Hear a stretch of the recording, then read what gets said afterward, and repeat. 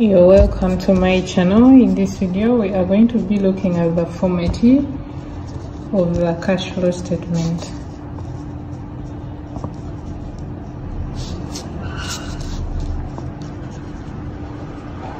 Formatting of the cash flow statement.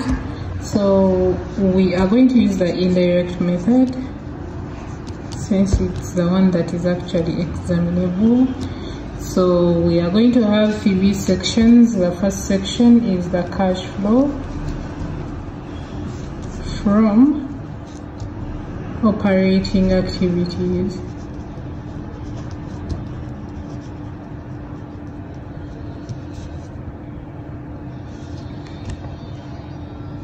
So we start with net profit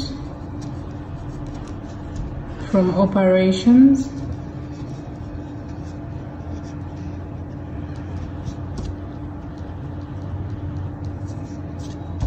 then profit or loss from selling non-current assets. So if it is a profit, you subtract. If it is a loss, you add it.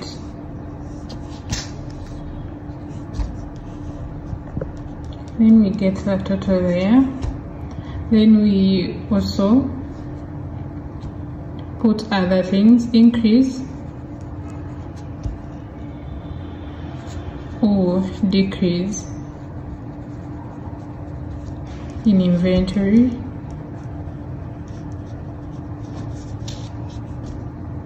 this section is for current assets and current liabilities. So increase or decrease in inventory. If there is an increase, you subtract. The reason as to why we are subtracting here, if there is an increase, it means if there is an increase in inventory, it means that the company bought more inventory, so money was going out. That's why we are subtracting. If there was a decrease, it means that the company sold more inventory, so money was coming in. So if there is an increase in inventory, you subtract. If there is a decrease in inventory, you add, like that. Hope you understand that. Then increase or decrease in receivables.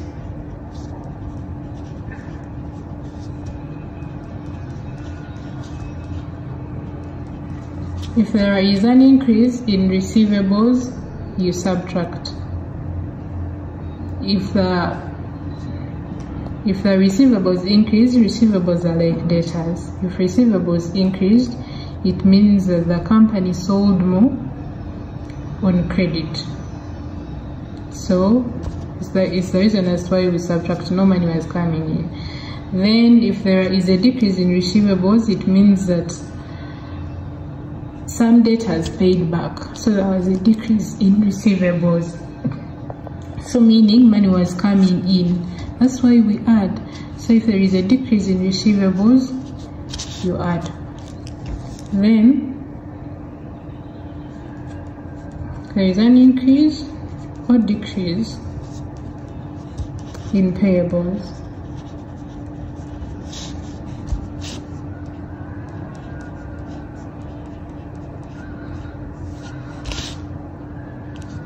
If there is an increase in payables, it means that the company didn't pay its creditors, so that money was used for other things, so we treat it as an inflow. So that is why we add. If there is a decrease in payables, it means that the company paid some of its creditors, other people that are demanding them, so money was going out when there is a decrease in the payables. That's why we are subtracting here. Yeah. Then you get the total like that. Then tax paid. Tax paid, of course you're paying, money is going out, you subtract. Interest paid, money is going out, you still subtract. Dividends paid,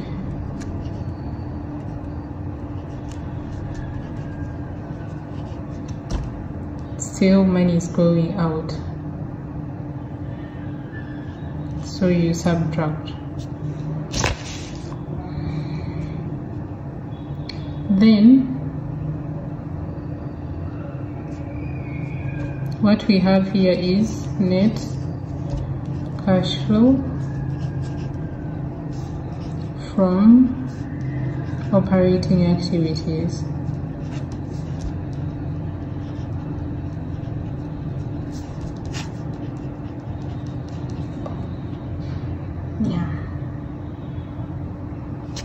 Then we go to the second section, which is cash flow from investing activities.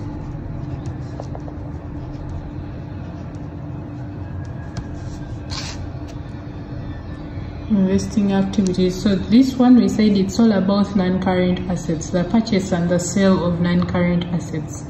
So we have things like purchase of non-current assets. When you purchase a non-current asset, when you purchase a non-current asset, money is going out, so we subtract. Then sale of non-current asset. When you sell, money is coming in, so you add. Then investment income received.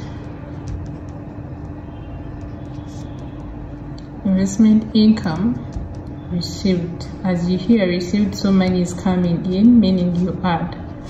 Like that. Then after you get the net cash flow from investing activities.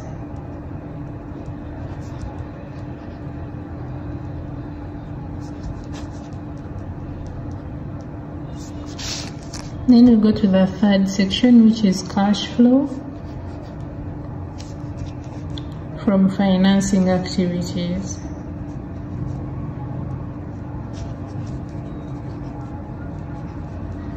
So this one deals with the sources of capital and the payments made.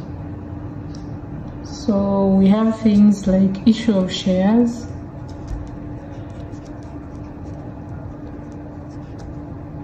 when you issue shares, meaning people are buying, so money is coming in, so you add. Then redemption of shares. It means that you're buying shares from those ones you sold them to. So redemption of shares, you're buying the shares, so money is going out, you subtract. Then loans or debentures or bonds.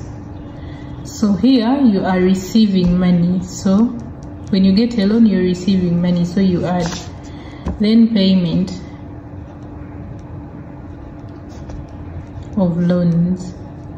Payment of loans, money is going out, so you subtract. Like that. Then after you get the net cash flow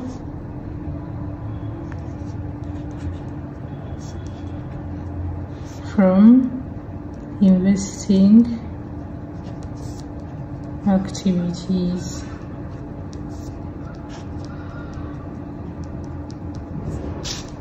Then after you get the net increase or decrease in cash and cash equivalent. So you get the total for operating plus the total for investing plus the total for financing. What you get becomes that. If it's positive, it is an increase. If it's negative, it is a decrease. So you don't write net increase or decrease, you choose one.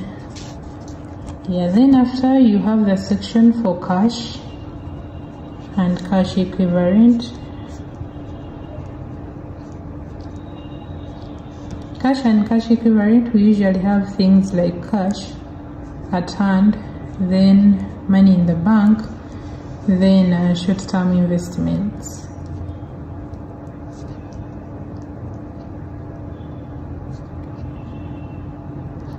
investments. So the cash equivalent, it means things that are not cash but they can easily be turned into cash. Yeah. So we have the cash and cash equivalent balance brought down. We shall see how to get that. Then the balance carried down. Yeah, so that is the formatting. That is the formatting of the cash flow statement. Thanks for watching. Do not forget to subscribe, like, comment. Let's catch up in my next video. We are going to be having an example on the statement of cash flows.